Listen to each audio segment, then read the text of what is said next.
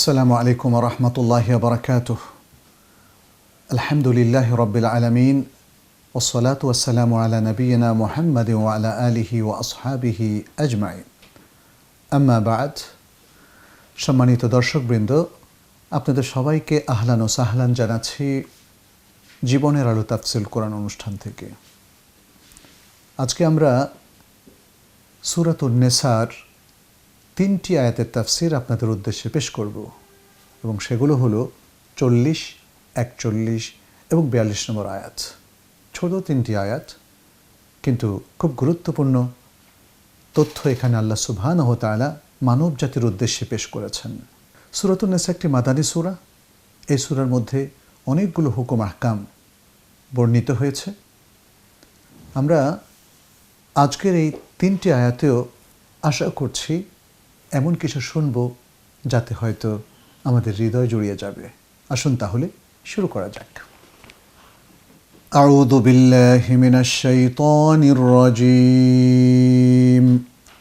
ইন্নাল্লাহা লা ইয়াযলিমু মিসকালা যাররাতিন ওয়া ইন তাকু হাসানাহ وإن تك حسنة يضاعفها ويؤت من لدنه أجرا عظيما فكيف إذا جئنا من كل أمة بشهيد وجئنا بك على هؤلاء شهيدا يومئذ يود الذين كفروا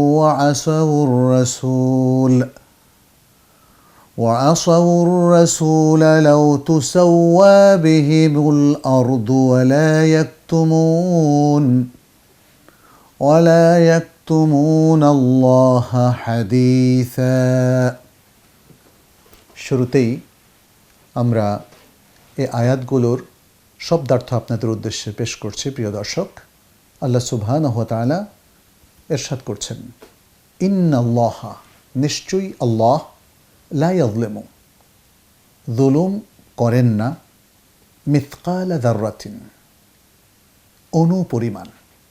মিসকাল মানে পরিমাণ, যাররা মানে অণু। ওয়া ইন তাকু হাসানাতান, যদি এই আমলটি, এই কাজটি নেক কাজ হয়, ইউদাইফহা, তাহলে আল্লাহ সেটিকে দ্বিগুণ করে দেন। এই তর্জমাও করা যেতে পারে যে বহুগুণে বাড়িয়ে দেন। ওয়ায়ুতি, এবং প্রদান করেন, মিল্লাদুনহু, নিজের পক্ষ থেকে, আজরান আযীমা, মহা প্রতিদান, মহা পুরস্কার। ফাকাইফা, তাহলে কি হবে, ইযা জিনা, যখন আমরা নিয়ে আসব।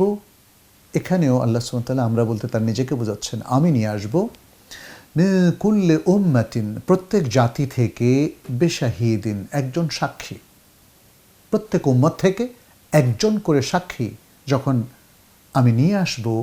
ওয়াজিনা বিকা, আর আপনাকে নিয়ে আসব, আলা হাউলাই, এই সকল সাক্ষীর উপরে, শাহিদা, সাক্ষীরূপে। ইয়াউমাইদিন, সেই দিন, যেদিন ঘটনাটা ঘটবে, সেই দিন, ইয়াওয়াদ্দু, কামনা করবে, চাইবে, আল্লাযীনা কাফারু, সেই সব লোকেরা যারা কুফরি করেছে, ওয়া আসাউ, এবং অমান্য করেছে, আর রাসূলা, রাসূলকে। কি কামনা করবে, লাউ তুসাওয়া বিহিম, যদি তাদেরকে জমিন সমান করে দিত। আল আরদু মানে জমিন, জমিন যদি তাদেরকে একাকার করে দিত, তার গর্ভের মধ্যে তাদেরকে বিলীন করে দিত।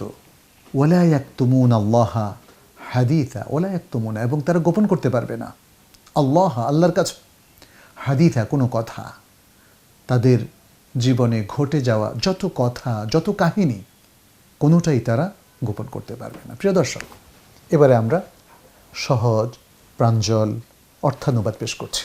আল্লাহ সুবহানাহু ওয়া তাআলা বলছেন, নিশ্চয় আল্লাহ অনুপরিমাণ জুলুমও তাদের প্রতি করবেন না।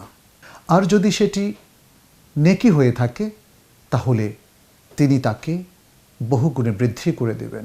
এবং নিজের পক্ষ থেকে মহা প্রতিদান প্রদান করবেন। তাহলে কি অবস্থা হবে যখন আমরা প্রত্যেক উম্মত থেকে একজন সাক্ষী নিয়ে আসব, আর এ সকল সাক্ষীর উপর আপনাকে সাক্ষী হিসাবে নির্ধারণ করে দেব, আপনাকে সাক্ষী হিসাবে নিয়ে আসব। কি হবে তখন? সেদিন যারা কুফরি করেছে এবং রাসূলকে অমান্য করেছে, রাসূলের অবাধ্য হয়েছে, তারা প্রত্যেকে কামনা করবে যদি জমিন তাদেরকে নিয়ে সমান হয়ে যেত এবং তারা আল্লাহর কাছে কোনো কথা লুকাতে পারবে না। প্রিয় দর্শক, আমরা আগের আয়াতগুলোতে লক্ষ্য করেছি আল্লাহ সুবহানাহু ওয়া তাআলা যারা তার প্রতি ঈমান পোষণ করেনি তাদের বর্ণনা করেছেন এবং বলেছেন যদি তারা ঈমান আনতো, আল্লাহর পথে ব্যয় করত, তাহলে তাদের জন্য সেটা কতই না ভালো হতো। এই যে দুটো চিত্র তিনি তুলে ধরলেন, পাশাপাশি এই আয়াতটিতে তিনি মানুষকে নিশ্চিত করেছেন যে তিনি আদল ইনসাফ প্রতিষ্ঠিত করবেন এবং কারোর প্রতি কোনো জুলুম তিনি পেশ করবেন না। অতএব আগের আলোচনার ধারাবাহিকতায় তিনি এই আয়াতগুলোতে অত্যন্ত গুরুত্বপূর্ণ জ্ঞান পরিবেশন করেছেন, তথ্য প্রদান করেছেন। ফলে মানুষ এখন নিশ্চিন্ত থাকতে পারে যে আল্লাহর কাছে তারা মাজলুম হবে না এবং আল্লাহ তাদের প্রতি ইনসাফ করবেন, ন্যায়পূর্ণ আচরণ করবেন। এই তিনটি আয়াতে আল্লাহ সুবহানাহু ওয়া তাআলা যে কথাটি তুলে ধরেছেন মূলত সেটি হচ্ছে যারা আল্লাহর অবাধ্য হয়, যারা আল্লাহ দ্রোহী হয়, আল্লাহ তাদের প্রতিও জুলুম করবেন না এবং তারা যদি শিরক কিংবা কুফরি ভিন্ন বড় পাপ করে তাহলে তাদেরকে আল্লাহ ইচ্ছা করলে ক্ষমা করতে পারেন, কিন্তু তারা যদি কুফর আর শিরকের মধ্যে লিপ্ত হয় তাহলে আল্লাহর নিয়মে তারা কখনোই ক্ষমা। আল্লাহ সুবহানাহু ওয়া তাআলা যদি কোনো মানুষ নেকি করে তাদের পরিণতির কথাও এখানে তুলে ধরেছেন যে আল্লাহ তাদের নেকিকে বহুগুণে বৃদ্ধি করে দেবেন। আরেকটি চিত্র তিনি এখানে তুলে ধরেছেন, সেদিন সকল নবীর উম্মতের মধ্য থেকে তিনি সাক্ষীদাতাদেরকে নিয়ে আসবেন এবং তাদের সকলের উপর সত্যের সাক্ষী হিসাবে দাঁড়াবেন প্রিয় রাসূল সাল্লাল্লাহু আলাইহি ওয়াসাল্লাম। আর কাফিরদের একটা ভয়াবহ দৃশ্যের কথা এখানে আল্লাহ তাআলা তুলে ধরেছেন যে তারা তাদের পরিণতির কথা চিন্তা করে এবং বাস্তবকে যখন তারা অবজার্ভ করবে, লক্ষ্য করবে, তখন তাদের মনে হবে আহা যদি জমিনের ভেতরে মিশে যেতে পারতাম, আমাদের কোনো বিচার না হতো, আমরা আল্লাহর কাছে তাহলে শাস্তির মুখোমুখি হতাম না। এরকমই বেশ কিছু চিত্র আল্লাহ সুবহানাহু ওয়া তাআলা তিনটি আয়াতে তুলে ধরলেন। প্রিয় দর্শক, আমরা খুব সংক্ষেপে এই তিনটি আয়াতের তাফসীর আপনাদের সামনে তুলে ধরছি। আল্লাহ সুবহানাহু ওয়া তাআলা বললেন ইন্নাল্লাহা লা ইয়াযলিমু মিথকালা যাররাতিন। আল্লাহ সুবহানাহু ওয়া তাআলা তিনি অ্যাটম পরিমাণ, অণু পরিমাণও জুলুম করবেন না। এই বিষয়গুলো আল্লাহ সুবহানাহু ওয়া তাআলা আর অনেকগুলো আয়াতে খুব সুন্দর করে তুলে ধরেছেন। সূরা লোকমানের মধ্যে আল্লাহ সুবহানাহু ওয়া তাআলা বলছেন ইয়া বুনাইয়া ইন্নাহা ইন তাকু মিথকালা হাববাতিন মিন খারদালিন ফাতাকুন ফি সাখরাতিন আও ফিস সামাওয়াতি আও ফিল আরদ ইয়াতি বিহা আল্লাহ ইন্নাল্লাহা লাতীফুন খাবীর। হে প্রিয় বৎস, যদি আমল এটা সর্ষে দানা পরিমাণও হয়, তারপর সেটা যদি লুকিয়ে থাকে কোনো কঠিন শিলা পাথরের ভেতরে অথবা আসমানসমূহ এবং জমিনে, তবুও আল্লাহ সেটা নিয়ে আসবেন। কোনো কিছু লুকানোর সুযোগ নেই, কোনো কিছু লুকানোর সুযোগ নেই। নিশ্চয় আল্লাহ তাআলা সূক্ষ্মদর্শী, সব কিছু সম্পর্কে অবহিত। তাহলে এখানে আল্লাহ সুবহানাহু ওয়া তাআলা এই আলোচ্য আয়াতে বলছেন তিনি এই মিসকাল যাররা পরিমাণ তিনি জুলুম করবেন না, যাররা পরিমাণ সব কিছু তিনি নিয়ে আসবেন। অতএব কোনো মানুষ তার ব্যাপারে কোনো জুলুম প্রত্যক্ষ করবে না। আল্লাহ সুবহানাহু ওয়া তাআলা সূরা জিলজালের মধ্যে বলেছেন ইয়াউমাইযি ইয়াসদুরুন নাসু আশতাতান লিয়ুরাউ আ'মালাহুম ফামান ইয়া'মাল মিথকালা যাররাতিন খায়রান ইয়ারাহ ওয়া মান ইয়া'মাল মিথকালা যাররাতিন শাররান ইয়ারাহ। বলছেন সেদিন মানুষ দলে দলে বের হয়ে আসবে তাদের আমলগুলোকে দেখার জন্যে। যারা যাররা পরিমাণ, অণু পরিমাণ ভালো কাজ করেছে সেটা সে দেখতে পাবে, আর অণু পরিমাণ খারাপ কাজ করলে সেটাও সে দেখতে পাবে। এসব কিছুই প্রমাণ করে যে আল্লাহ জুলুম করবেন না, বরং তিনি ইনসাফপূর্ণ আচরণ করবেন। অ্যাটম পরিমাণ ভালো কাজও তিনি মানুষকে দেখাবেন, তার পরিণাম দেবেন, আর অ্যাটম পরিমাণ খারাপ কাজও তিনি মানুষের সামনে উপস্থাপন করবেন। তাহলে হয় তাকে ক্ষমা করে দেবেন অথবা তাকে শাস্তি প্রদান করবেন, কিন্তু জুলুম কখনো আল্লাহর পক্ষ থেকে হবে না। এরপর আল্লাহ সুবহানাহু ওয়া তাআলা বললেন, ওয়া ইন তাকু হাসানাতান ইউদাইফহা, যদি কোনো হাসানা বা নেক কাজ পাওয়া যায় তাহলে আল্লাহ সুবহানাহু ওয়া তাআলা এটাকে বাড়িয়ে দেবেন। আমরা এর তর্জমা করেছি বহুগুণে বৃদ্ধি করবেন, কারণ ইসলামের মূলনীতি হলো যদি কোনো ব্যক্তি একটা ভালো কাজ করে তাহলে সেটা 10 গুণ পর্যন্ত বৃদ্ধি পায় এবং সেটা 700 গুণ পর্যন্ত মাল্টিপ্লাইড হয়। আর অন্য আয়াতে আল্লাহ সুবহানাহু ওয়া তাআলা বলেছেন, আল্লাহ যাকে ইচ্ছা বেগাইরে হিসাব বাড়িয়েও দিতে পারেন। ফলে এসব কিছু প্রমাণ করছে যে কোনো নেকিকে আল্লাহ তাআলা এটাকে বহুগুণে বৃদ্ধি করে দেন। এরপর এতটুকুর মধ্যে তিনি সীমাবদ্ধ থাকেন না, বলছেন কি, ওয়ায়ুতি মিন লাদুনহু আজরান আযীমা, নিজের পক্ষ থেকে সে যে আমল করে নাই, যে পুরস্কার তার পাওয়ার কথা ছিল না, সেটাও আল্লাহ তাআলা নিজের পক্ষ থেকে তাকে প্রদান করেন। আচ্ছা, এই যে এত কিছু, তাদেরকে জুলুম করা হবে না, তারা ভালো কিছু করলে তাদেরকে বহুগুণে বৃদ্ধি করবেন, তারপরেও তারা ভালো কাজ করছে না, তাহলে কি হবে? পরিস্থিতিটা কি হবে? যেহেতু আল্লাহ সুবহানাহু ওয়া তাআলা সেদিন সকল উম্মতের পক্ষ থেকে তিনি বলছেন একজন করে নিয়ে আসবেন। ইযা জিনা ফাকাইফা ইযা জিনা মিন কুল্লি উম্মাতিন বিশাহিদ ওয়া জিনা বিকা আলা হাউলাই শাহীদা। তাহলে নবী সাল্লাল্লাহু আলাইহি সাল্লামকে সবার উপরে তিনি সাক্ষী হিসাবে নির্বাচন করবেন। তাহলে এরকম একটা পরিস্থিতিতে যেখানে সকল উম্মতের পক্ষ থেকেও সাক্ষী থাকবে আর নবী সাল্লাল্লাহু আলাইহি সাল্লাম হবে সবার সাক্ষী, সবার সর্দার, তখন পরিস্থিতিটা কি ভয়াবহ হবে সেটা কিন্তু আল্লাহ তাআলা তুলে ধরলেন পরের আয়াতে। কি বললেন?